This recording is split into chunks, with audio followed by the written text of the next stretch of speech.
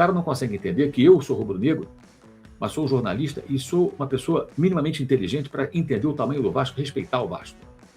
Eu não gostei de ver alguém desrespeitar o Vasco daquela maneira.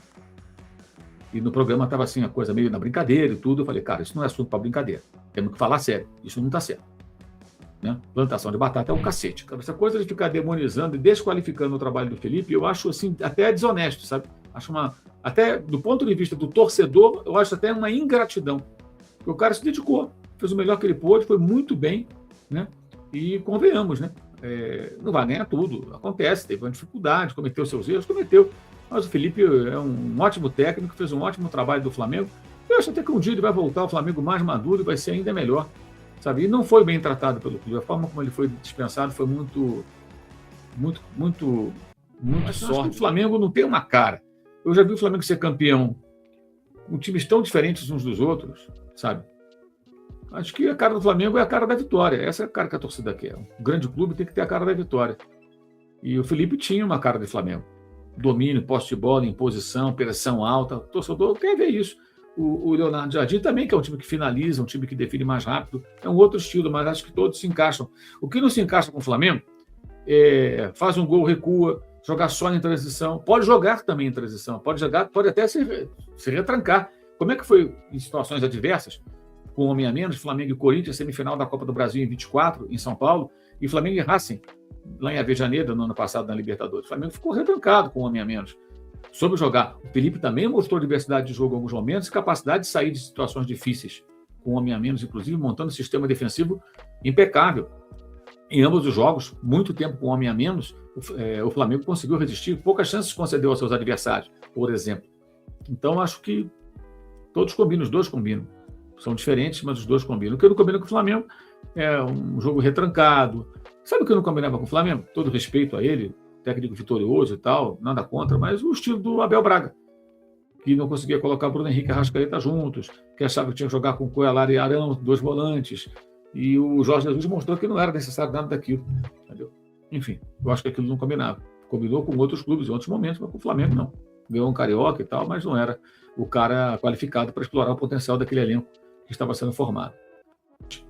E um ponto muito relevante para aqueles bobões que imaginam que o Mauro César critica o piso de plástico porque ele torce pelo Flamengo, e o Flamengo tem piso natural no Maracanã, que é o seu estádio, administrado por ele, uma concessão, né? Como o Botafogo tem a concessão do estádio Newton Santos do Engenhão, mudou até o nome do estádio. O time que o Mauro César torce se dá bem no piso de plástico. Só perdeu uma vez jogando, por exemplo, no Allianz Parque, uma vez no plástico, jogando no estádio Newton Santos Engenhão, nunca perdeu no piso de plástico do estádio do Atlético Mineiro. O único estádio que tem piso de plástico onde o Flamengo já sofreu mais derrotas foi o do Atlético Paranaense. Os demais, ao contrário. E nos últimos anos, o Flamengo não tem perdido no estádio do Atlético, mesmo com aquele piso artificial, como perdia antes.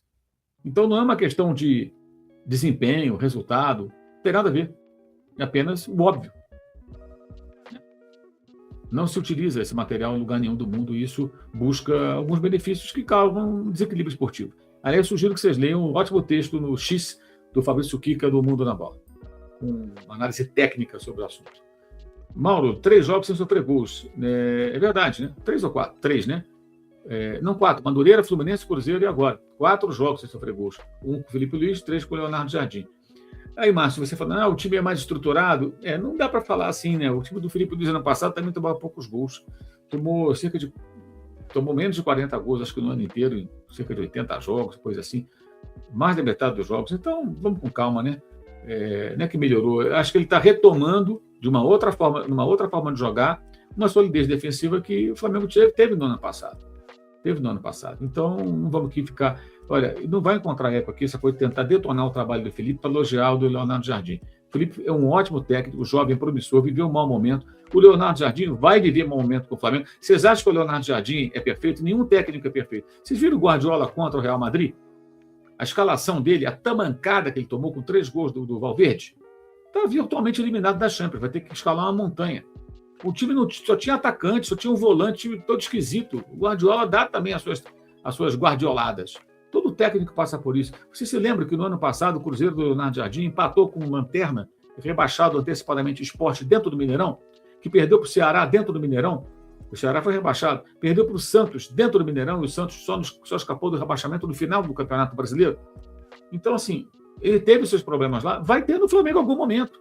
Pode ser quinta-feira contra o Remo no Maracanã. Pode acontecer qualquer coisa. Então, vamos com calma. Sabe, essa coisa de ficar demonizando e desqualificando o trabalho do Felipe, eu acho assim, até desonesto, sabe? Acho até do ponto de vista do torcedor, eu acho até uma ingratidão. Porque o cara se dedicou, fez o melhor que ele pôde, foi muito bem, né? E convenhamos, né? Não vai ganhar tudo, acontece, teve uma dificuldade, cometeu seus erros, cometeu. Mas o Felipe é um ótimo técnico, fez um ótimo trabalho do Flamengo. Eu acho até que um dia ele vai voltar ao Flamengo mais maduro e vai ser ainda melhor. Sabe? E não foi bem tratado pelo clube. A forma como ele foi dispensado foi muito sórdida. Eu achei aquilo lamentável, falamos sobre isso. Então, aqui não vou encontrar eco, gente, para ficar detonando o rapaz, o trabalho do Felipe. Eu não vou aceitar isso. Não aceito, acho isso uma grande sacanagem. Quer ficar falando mal do cara, vai procurar um canal aí onde existam os urubus, aí, os abutres, né, melhor dizendo, que ficam tentando tirar proveito do mau momento para ficar falando mal do rapaz. Bem, eu não sei, cara. Está satisfeito, quer jogar, treina, corre atrás, o técnico é novo, mostra que tem potencial. Melhor jogo do ano do Samuel Lino, fala o Rubens Aguiar, concordo. Muito bem, foi muito bem mesmo. Foi tomada de confiança e tal. O Lino é um ótimo jogador. Eu acho que é uma questão realmente de... E ele agora com mais liberdade, claramente com mais liberdade. O gol só acontece porque ele não está mais preso à ponta esquerda. De fato, do sistema do Felipe, ele ficava mais preso. Ele hoje apareceu muito dentro da área, trabalhando por dentro, e o gol tem uma outra característica que eu gosto muito, que é bater pro gol, cara, abriu a chance e chuta. Ele poderia dominar, tentar preparar a jogada, já meteu o pé na bola, e ela bateu do baixo do tibiô do goleiro Raul, gol do Flamengo com 13 minutos. É chutar pro gol, abriu, chuta, cara. Futebol é isso. Abriu, chuta.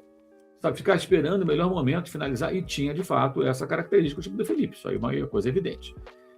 O Marcelo Campos gostou quando eu falei que bola lá no UOL, posse de bola, plantação de batata é o cacete. Aliás, uma coisa que eu queria falar aqui, pode até cortar. Galera do corte, pode cortar. Vou fazer um comentário aqui. Prestem atenção. Eu achei absurdo que o auxiliar técnico do Palmeiras falou sobre o estádio do Vasco, o campo do Vasco, o gramado do Vasco, o negócio de batatal e tal. Achei um tremendo desrespeito. Quando eu faço meus comentários, eu faço comentários como jornalista, não como torcedor. Tá? Eu tenho quase 43 anos de profissão, não sou um aventureiro, trabalhei em várias áreas de jornalismo, dei aula na faculdade de jornalismo, trabalhei no esporte, saí, voltei. Então, assim, tenho história pra caralho, cara. Tenho uma trajetória muito longa nisso. Eu sou um cara muito vitorioso na profissão. Eu venci na minha profissão. Profissão que eu queria seguir desde criança. Desde os 9 anos de idade eu queria trabalhar com jornalismo esportivo e eu consegui.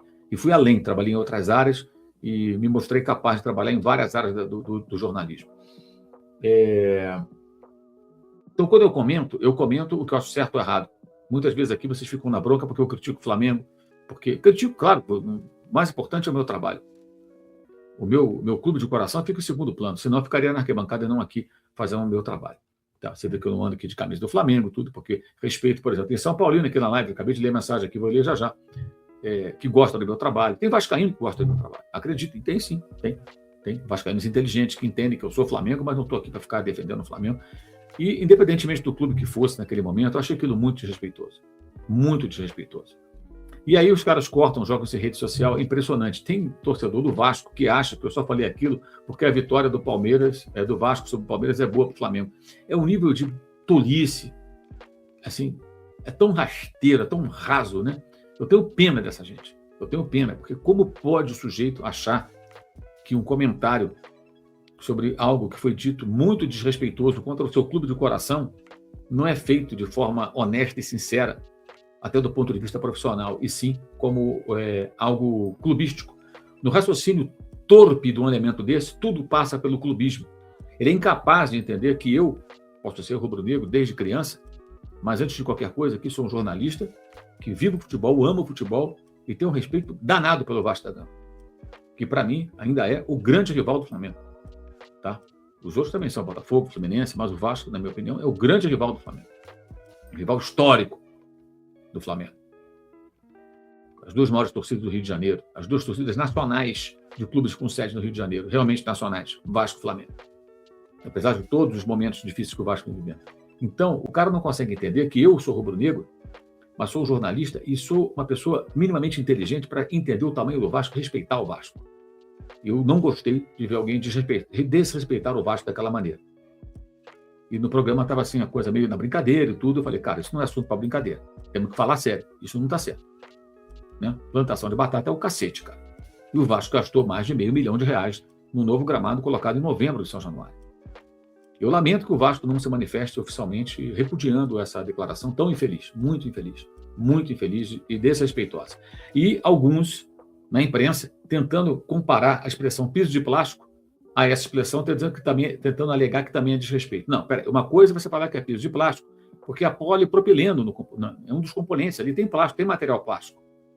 Isso não é uma invenção, nem é uma analogia, nem é uma referência, nem é um deboche, tampouco uma tentativa de, digamos assim, de diminuir alguma coisa. É uma constatação. Né? Agora, batata não tem no gramado de São Januário. Não tem batata, não tem plantação de batata nenhuma. Né? Mas tem plástico, componente plástico, por exemplo, tem lá no estádio do Botafogo, lá no Newton Santos, no Engenhão. Não tem. Então a gente pode chamar que o piso é artificial, ele é sintético, ele é de material plástico. Qual é o desrespeito? Qual o desrespeito? E quem fala isso, fala com o intuito de quê? De mudar a narrativa para tentar minimizar as palavras infelizes desse profissional. É só para isso. Isso é um viés clubístico, canhestro, cínico e abjeto. Vocês que falam isso, vocês que se agarram nisso, são deploráveis como jornalistas. É o que eu tenho a dizer. Deploráveis. Que decadência. Que decadência. Que declínio. Meu Deus. Dá pena. Triste fim. Triste fim. Vamos em frente aqui.